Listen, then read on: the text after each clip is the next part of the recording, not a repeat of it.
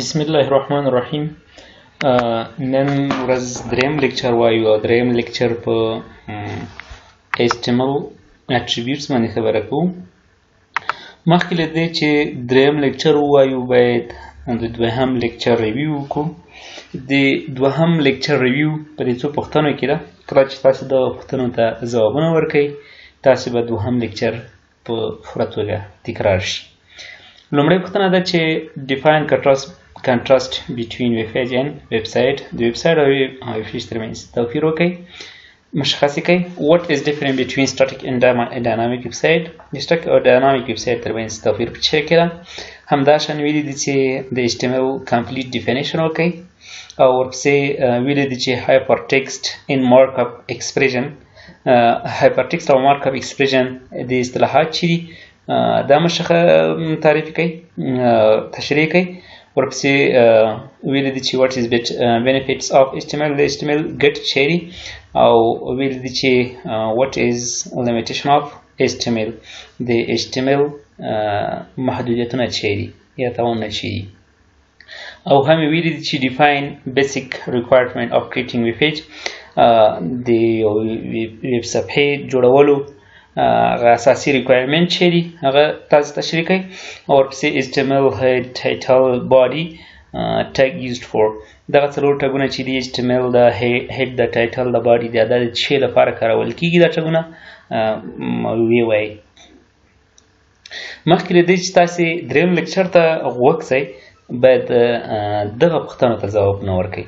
د دې پوښتنو د ځوابونو په اساس تاسې کولی شئ چې په دریم لیکچر باندې سم ډول پوه شئ. کله چې مو دې پوښتنو ته ځواب ورکړ نو تاسو ته بیا په دریم لیکچر کې کوم مشکلات مخې ته نه راځي. راځو دریم لیکچر ته. دریم لیکچر HTML elements باندې شروع کوو. what is HTML elements. HTML element څه دي. An HTML element is defined by starting tag if the element contains other content. It ends with a closing tag where the element name is preceded by a / as shown below with few tags. تاسو ته لاندې هم ښودل شوي دي HTML elements. داسې وایي چې HTML element د starting tag په اساس چې کېږي مشخص کېږي. یعنې starting tag باید ولري.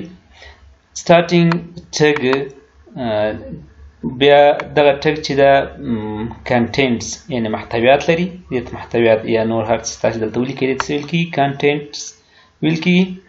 ورپسې بیا closing tag ولري. closing tag د چې په اساس باندې مشخص کېږي چې باندې پېژندل کېږي forward / په اساس باندې مشخص کېږي. کله چې starting tag ولري contents ولري او ورپسې closing tag ولري دې ته ویل کېږي دې ته HTML elements ویل کېږي. دغه ټګ ته HTML elements وویل شو. یا مثلا دغه horizontal line ده وبښئ heading 1 ده. heading 1 ټګ چې د starting ټګ ده ورپسې contents دي او ورپسې بیا چې د closing ټګ ده. دې ته ویل شو دې ته ټول ته HTML elements ویل شو. صحیح ده. او there are some HTML elements which don't need to be closed such as image وغیره. ځینې ټګونه دي یا elements دي په HTML کې چې هغه closing ټګ ته اړتیا نه لري. صحیح ده. ضرور نه ده چې هغه د closing ټګ ولري. لکه image دا اوس closing ټګ نه لري. لکه horizontal line د closing ټګ نه لري. break دا چې د closing ټګ نه لري. دغه ټګونو ته موږ چې ویلی شو void element ویلی شو. صحیح ده. دا چې په اساس باندې پېژندل کېږي void element په نوم باندې هم پېژندل کېږي. راځو اوس وایو چې attribute څه شی دي. اقسام یې څه دي. types of attribute. د attribute اقسام. دلته چې په HTML کې موږ سره عموما درې قسمه attributes دي. attributes خو موږ په تیر درس کې وپېژندل چې attribute د یو ټګ یا element اضافي معلوماتو ته څه ویل کېږي additional information attribute ویل کېږي. مثلا زه راځمه دغه موږ یوه صفحه چې تېر پېر یې جوړه کړې وه. دا زموږ سره یوه صفحه ده. صحیح ده.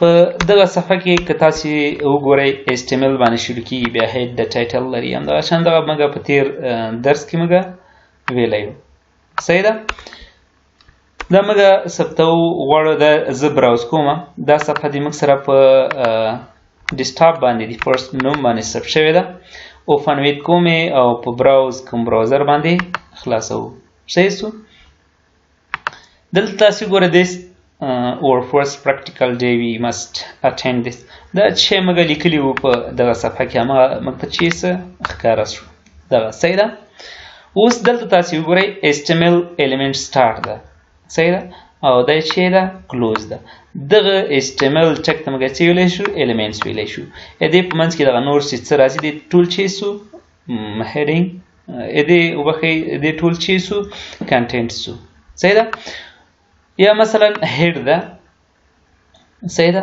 heading tag ده دې heading tag close ده او start ده صحیح ده start او د closing tag په منځ کې چې راغلي دي دا څه چې راغلي دي ته contents ویل کېږي دا head چې سو elements صحیح ده همدغه شان body در واخلئ کله چې د یو ټګ مثلا دا ټګ ده دې ټګ دننه بل ټګ راسي صحیح ده دې څه ویل کېږي دې ته nested elements ویل کېږي nested elements ویل کېږي اوس مثلا دغه د موږ سره همدغه صفحه ده د body موږ سره ټګ ده صحیح ده body کې مثلا هر څه چې موږ لیکو بیا چې کې body کې ډاکومنټس هر څه راځي بیا په چې کې راځي body کې دلته زه یو attribute ورکوم attribute bg color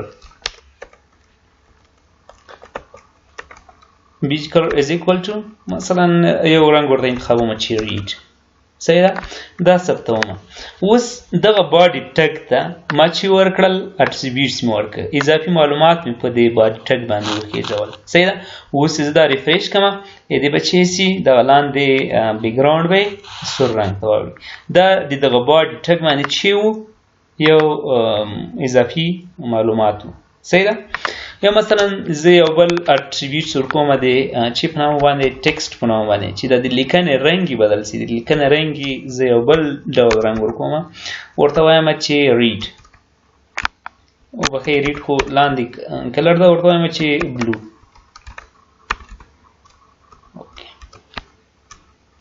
دا چې کومه کنټرول اس ثبتوم دا راځم ریفریش کوم ګوره دغه رنګ چې ته واوښته شین رنګ ته واوښته دا په باډي ټګ باندې چې وو اټریبیوټس وو اضافي معلومات وو چې موږ وخېژول اټریبیوټس چې ده باید نیم ولري او چې ولري ویلیو ولري دا ویلیو موږ هر ډول ورکولی شو بله ویلیو هم ورکولی شو ان دا ویلیو تغییر کوي دا چې سو قیمتي شو او دغه چې سو د اټریبیوټ نیم سو اټریبیوټ چې کله تاسې ډیفاین کوئ لومړی باید چې ولري نیم ولري او ورپسې بیا چې ولري ویلیو ولري موږ چې دا اټریبیوټس په درې ډوله لرو دا اوس موږ چې اټریبیوټ وپېژانده دا اټریبیوټس موږ په څو اقسام لرو درې اقسام لرو یو کور اټریبیوټ دی یو انټرنیشنلایزیشن اټریبیوټ دی او بل جنریک اټریبیوټس دی لومړی موږ کور اټریبیوټ وایو core attributes the four core attributes that can be used on the majority of HTML elements although not all core attribute چې دی موږ سره څلور دي دغه attribute چې دی د HTML elementونو کې اکثره وخت کارول کیږي په ټولو کې HTML elements کې نه کارول کیږي خو په اکثره HTML elementونو کې موږ دغه څلور ډوله attributونو نه استفاده کوو صحیح ده دغه څلور ډېر مهم اټریبیوټونه دي او ډېر کارول کیږي راځو هر یو وایو لومړی د ID attributes there are two primary reasons that you might want to use an ID attribute to an element ID attribute چې تاسو کاروئ غواړئ چې وی کاروئ عموما د دوه وجو لپاره تاسو کاروئ دوه علتونو لپاره تاسو کاروئ لومړی if an element carries an ID attribute as a unique identifier, it is possible to identify just that element and its content. کچیر تاسو وغواړئ یو element په یو خاص نوم باندې وپېژنئ نو تاسو کولای شئ چې د آی ډي په اساس باندې هغه په یو خاص نوم وپېژنئ. څه کنټینټس دغه الیمنټ مثلا دلته زه راځم دلته زه ورکوم چې یو هیډینګ ټګ اخلم هیډینګ ټګ 1 صحیح ده. د هیډینګ ټګ بیا موږ وایو چې د چی لپاره کارول کیږي. هیډینګ ټګ 1 دا ما واخیسته او په دې کې زه مثلا ورته لیکم چې اټریبیوټ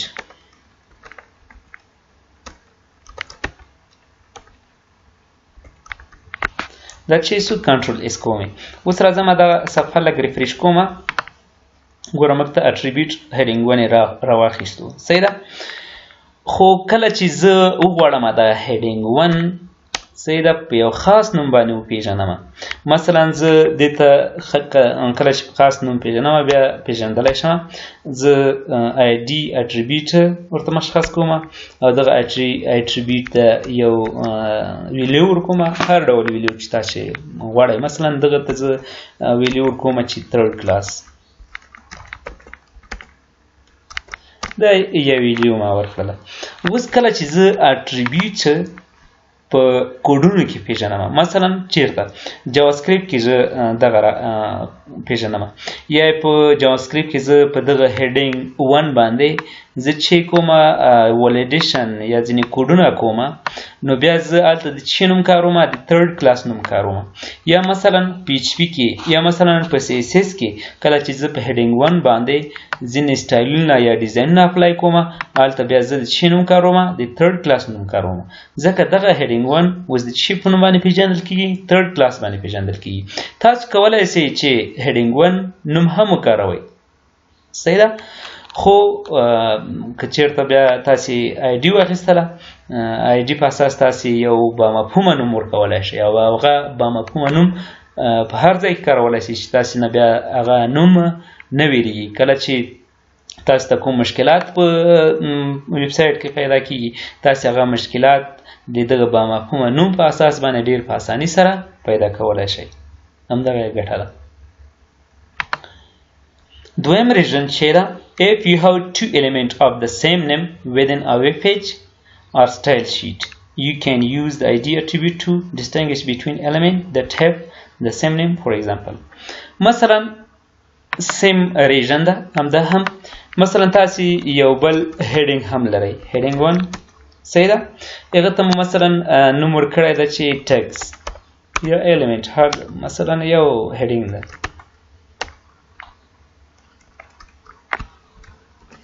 اوس کله چې تاسو په هیډینګ باندې ډیزاین اپلای کوئ په سی اس اس کې صحیح ده دا هم موږ سره هیډینګ 1 ده او دلته هم موږ سره هیډینګ 1 ده صحیح ده. خو کله چې زه هیډینګ 1 کاروم په سی اس اس کې کوم ډیزاین مې چې په اول هیډینګ 1 باندې وکړ دا په دوهم باندې هم اپلای کیږي ځکه چې سیم نیم لري. تاسو غواړئ چې دغه سیم نیم بدل شي بیل بیل نومونو ته وړي تاسو دې ته هم آی ډي ورکولی شئ. مثلا آی ډي اټریبیوټ ورته واخلئ او هغه ته یو ویلیو ورکړئ دې ته ووایئ چې 4 کلاس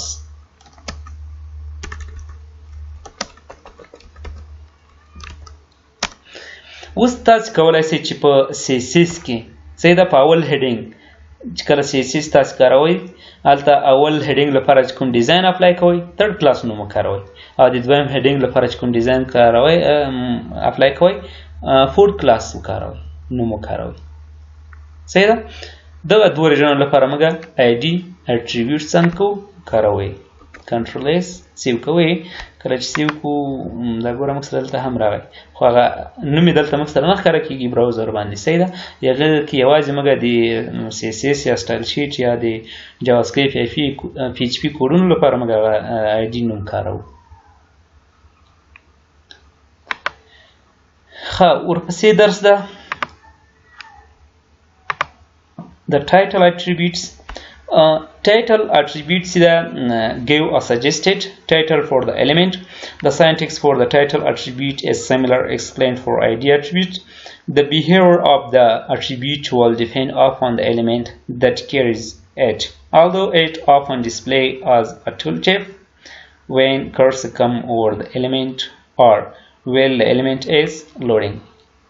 په لنډو کې وایي چې ټایټل اټریبیوټ د دې لپاره کارول کیږي ترڅو په یو ایلیمنټس باندې ټایټل موږ ښکاره کړي خو دغه ټایټل کوم وخت کې ښکاره کیږي دغه ټایټل کله چې موږ لوډینګ کو کله چې دغه براوزر دغه صفحه براوزر باندې لوډینګ کیږي او د لوډینګ نه وروسته کله چې زه په همدغه ټایټل باندې کرسر راوړم نو موږ ته چې کیږي همدغه ټول ټیپ ښکاره کیږي راځم عملی ګورو اوس که چېرته زه دغه صفحه وګورم دغه اټریبیوټ 1 باندې زه ګوره دلته کرسر مې راوړی ده پیسې ده پې ولاړ یم خو دغه د کرسر په راویستو سره د دې له پاسه چې ټول ټیپس نه ښکاري یو باکس نه ښکاري موږ ته هېڅ انفارمیشن معلومات نه ښکارېږي صحیح ده خو کله چې زه د هیډینګ 1 ته راځم او دلته زه همدغه ټایټل په نامه باندې اټریبیوټ ورکوم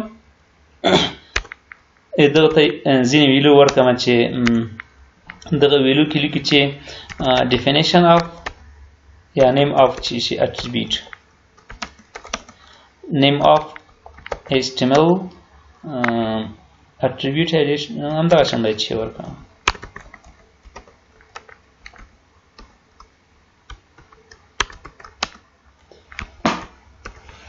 دا مې سیو که کنټرول ایس مې که دې نه وروسته راځم دغه ریفریش کوم کله مې چې ریفریش که اوس وګورئ زه راځم اټریبیوټس ته کله چې اټریبیوټس باندې ما کرسر له پاسه راوړ دلته ماته ټول ټیپس همدغه بکس ښکاري په همدغه بکس کې لیکل شوي دي چې name of HTML attributes صحیح ده دا ټایټل موږ ته په دې اټریبیوټ باندې ښکاره سو ټایټل همدې لپاره کارول کېږي ورپسې موږ د کلاس اټریبیوټ وایو کلاس attributes تقریبا د ID په شان کار کوي صحیح ده کلاس اټریبیوټ د دې لپاره کارول کیږي ترڅو په سټایل شیټ کې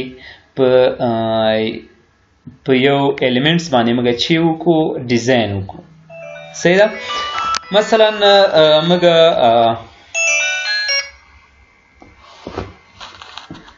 مثلا زه راځم دلته دا H1 ده صحیح ده کله چې H1 ته زه کلاس ورکم کلاس اټریبیوټ ورته واخلم او دې ته یو ویلیو مشخص کړم هر ډول ویلیو چې تاسو ورته مشخص کوئ یا ویلیو ورته مشخص کوئ صحیح ده نو کله چې تاسو په CSS کې په دې باندې کوډ کوئ نو بیا همدغه ویلیو نو مثلا زه دلته ورته وایم چې 80 لنډیز اخلم صحیح ده 80 نو بیا په CSS کې زه دغه 80 کاروم کله چې 80 کاروم په دغه هیډینګ 1 باندې هر ډول ډیزاین زه اپلای کولی شم هلته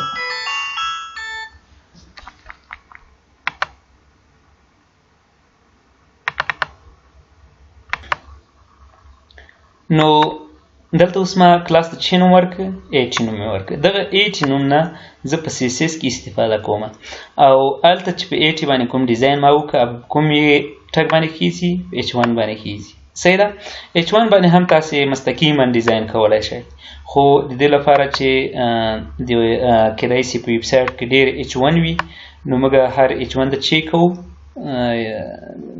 یعنې ټګونه به په یو نوم باندې بیخي زیات وي هر ټګ ته موږ چیک کوو یو کلاس نیم مشخص کوو بیا چې کله مشکلات په ویب سایټ کې جوړیږي موږ په اساني سره کولی شو چې دغه مشکلات ته لاسرسی یا ټربل شوټینګ وکړو نور به انشاءالله کلاس په اړه باندې په CSS کې اضافي خبره کوو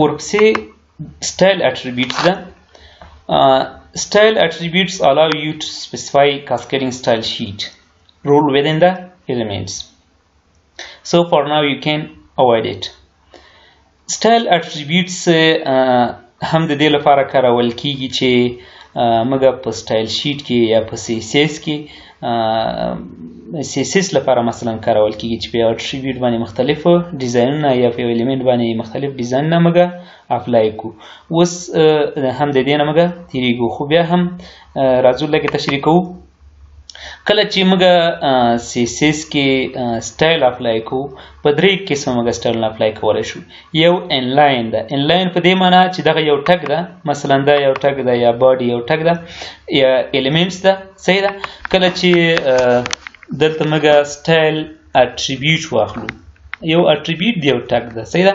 سټایل اټریبیوټس موږ واخیستو. د دغه سټایل اټریبیوټ د ننه ویلیو مختلف ویلیوګانې ورکولی شو. ټول د CSS مربوطه ویلیوګانې موږ دلته ورکولی شو او مختلف ډیزاینونه کولی شو. دغه ټول ډیزاینونه به په چی باندې اپلای کیږي؟ په باډي باندې به اپلای کیږي. صحیح ده. او دغه سټایل موږ د یو ټګ یا د الیمنټ په نوم باندې هم موږ چې موږ ورته انټرنل ټګ ویلی شو هغه هم کارولی شو. هغه په کوم ځای کارول کیږي؟ د هیډینګ ټګونو د ننه کارول کیږي. مثلا دلته زه راځم سټایل ټګ کلوزینګ ټګ. صحیح ده. سټایل الیمنټس ما ولیکه، د ننه زه مختلف د CSS کوډونه دلته اپلای کولی شم. په هر الیمنټس په هر ټکس تاسې وغواړئ دلته څنګه کیږي؟ اپلای کیږي. دغه بیا سټایل چې سو سټایل ټګ یا الیمنټ سو، او دلته بیا د چی په شکل باندې وکارول سو؟ د اټریبیوټ په شکل باندې وکارول سو. ورپسې موږ راځو دغه څلور ډوله کور اټریبیوټس. اوس راځو موږ وایو چې انټرنیشنلایزیشن اټریبیوټس. انټرنیشنلایزیشنل اټریبیوټس دي دا موږ سره درې اټریبیوټس دي عموما which are available for most. کوم چې په زیاتو HTML الیمنټونو کې یا XHTML الیمنټونو کې کارول کیږي، خو په ټولو کې نه کارول کیږي. صحیح ده. دا هم ډیر مهم اټریبیوټونه دي چې له جملې څخه یو dir ده لنګ ده او XML لنګ ده. دغه دواړه تقریبا یو رقم کار کوي، خو فرق یوازې په دې کې ده چې لنګویج صرف لنګ دغه په ټیټ ورژنو کې HTML4 یا 5 دې کې کارول کیږي. صحیح ده. 3 او XML کالن لنګویج دا بیا په چی کارول کیږي؟ د XHTML کې کارول کیږي، پورته ورژن HTML کې کارول کیږي. اوس راځو هر یو وایو. لومړی د dir attributes. The dir attributes allow you to indicate to the browser about the direction in which the text should flow. The dir attribute can take one of two values, as you can see in the table that follows. د لنډیز لنډ توګه وایو چې د dir attributes د دې لپاره کارول کیږي چې په براوزر کې موږ ته د لیکنې طرف مشخص کړي. صحیح ده. څه رقم طرف؟ موږ سره لیکنه مثلا یو انګلیسي ته ورته لیکنې دي، ځینې پښتو یا عربي ته ورته لیکنې دي. صحیح ده. دا انګلیسي لیکنې چې دي دا د کومې خوا نه شروع کیږي؟ د چپې خوا نه شروع کیږي. صحیح. او پښتو یا عربي ته ورته لیکنې له کومې خوا نه شروع کیږي؟ له چپې خوا نه شروع کیږي. صحیح ده. خو د دې لپاره چې موږ د انګلیسي ته ورته لیکنې مشخص کړو چې باید د چپې خوا نه شروع سي، یا پښتو ته ورته لیکنې چې باید د چپې خوا نه شروع سي، دغې نه بیا موږ د چی نه استفاده کوو؟ د dir اټریبیوټ نه استفاده کوو. dir دوه ویلوګانې لري. صحیح ده. څو ویلوګانې لري؟ دوه ویلوګانې چې لاندې په ټیبل کې تاسو ته ښکاره کیږي. ټیبل کې یو دغه ویلیو شوله او یو دا ویلیو شوله. صحیح ده. یو LTR بل RTL.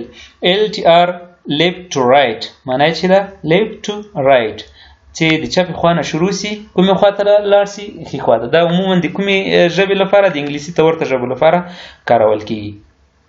خو کله چې دغه ډول لیکنه وي، مثلا انګلیسي ته ورته لیکنې، دا په ډیفالت ډول باندې کله چې لیکنه موږ کوو یا براوزر باندې کار کوي، په ډیفالت ډول باندې په کومه ویلیو کې وي؟ په دغه ویلیو کې وي. صحیح ده. او کله چې تاسو چینج کوئ پښتو ته ورته یا عربي یا فارسي دې ته ورته لیکنو ته چینج کوئ، بیا به کوم ویلو نه استفاده کوئ؟ RTL نه استفاده کوئ. صحیح ده. مثلا ګورئ دلته ما اس دغه اوس مشخص کړی نه ده، دغه اټریبیوټ مې نه ده مشخص کړی، خو کله چې زه براوز ته لاړ سم دا ټول د چپې خوا نه شروع کېږي. ولې؟ ځکه دغه په ډیفالټ ډول باندې کوم یو وي؟ LTR وي. صحیح ده. ویلو LTR وي په ډیفالټ ډول باندې. اوس که زه دغه چینج کوم چې باید دغه ماته د ښي طرف نه شروع سي، زه دغلته dir is equal to د ښي طرف نه RTL right to left کنټرول S سیف کوم. سه دا مې ګوره په باډي باندې ولګو، ټول باډي لیکنه به کومې خوا ته ځي؟ د ښي خوا نه به شروع کېږي. سیس ګوره دا ټول د ښي خوا نه شروع سي. صحیح ده. که دا تاسې بیرته چینج کوئ نو دلته ولیکئ چې left right کنټرول اس براوز کوي او ریفریش کوي. سي دا ګوره بیرته د چپې خوا شروع دا هر یو هم تاسو ځان ته هم کولای شئ. مثلا دا ټول لیفت رایټ کې دي. زه غواړم چې یوازې هیډینګ 1 وبخښئ فورت کلاس دغه دویم ټکس دا کومې خوا نه شروع کړم د چپې خوا نه. دلته زه ورته وایم چې dir is equal to right to left. اوس خو لیفت ټو رایټ کې ده دا به اوس کومې خوا ته واوړي رایټ ټو لیفت ته به بدل شي. ګوره دې خوا نه به شروع شي. صحیح ده. ډېر مهم اټریبیوټ ده چې زیات هم کارول کېږي. ورپسې موږ راځو the language attributes. The language attributes allow you to indicate the main language used in the document, but this attribute was kept in HTML only for backward compatibility with early version of HTML. In the language attribute د لپاره په پخواني ورژن یا HTML 4.5 3 دې کارول کېده ترڅو یوه ژبه په ډاکومنټ باندې موږ ته څه کړي ښکاره کړي. صحیح ده. د یوې ژبې د ښکاره کولو لپاره مثلا انګلیسي یا پښتو ځینې ژبې داسې کار نه کوي. هغه لپاره باید موږ کوم اټریبیوټ واخلو لنګویج اټریبیوټ واخلو. او چې په راځو دوهم سلاید ته چې هغه د XML لنګویج دی دا بیا د چې لپاره کارول کېږي دا بیا د فورت ورژن یعنې XHTML لپاره کارول کېږي. صحیح ده. دا دواړه تقریبا یو رقم دي لکه مخکې مو چې بحث وکړو. اوس که تاسې غواړئ چې دغه د لنګویج مختلفې ژبې دي په نړۍ کې د نړۍ د ټولو ژبو کوډونه پیدا کوئ هر یو ځان ته کوډ لري نو بیا ISO 609 دغه به واخلئ کافي یې کوئ. صحیح ده.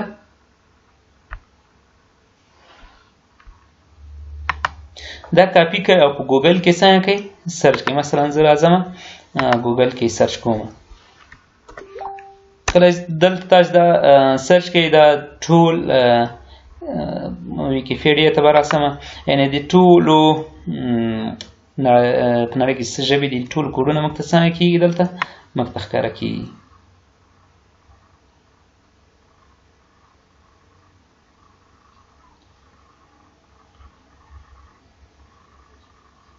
وبخښئ دا تشریح ده دلته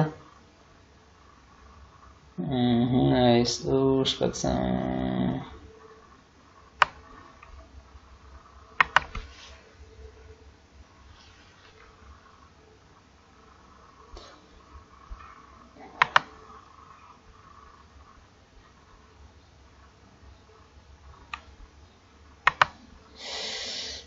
list of ISO.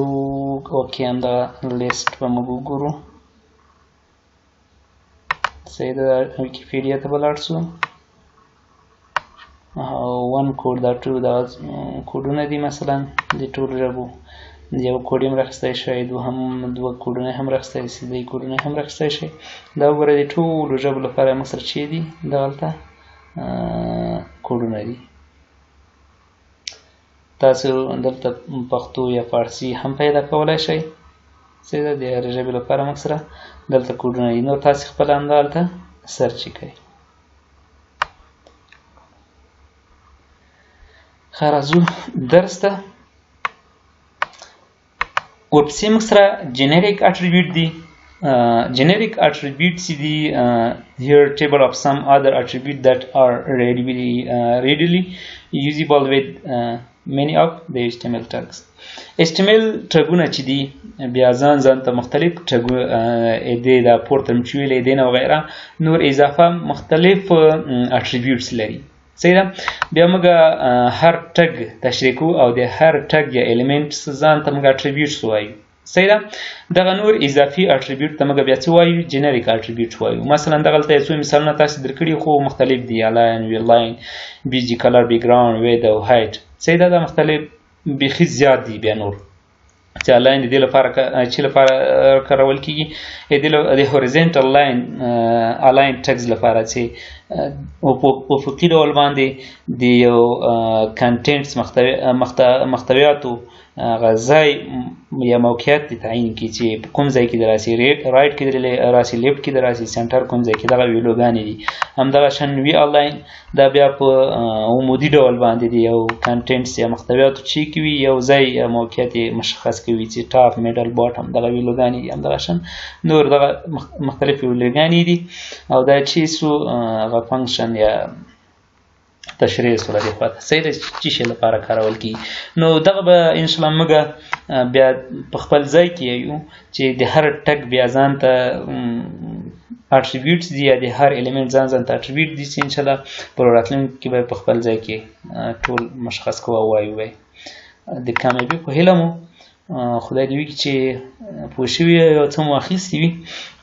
کوم ځای کې مشکل وي کولی شئ چې په کمنټ کې تاسو همغه مشکل ما سره شریک کړئ، که نظر وي یا مشکلات وي یا نورې پوښتنې وي هر څه چې وي کولی شئ ما سره په کمنټ کې شریک کړئ. مننه، ژوندي اوسئ.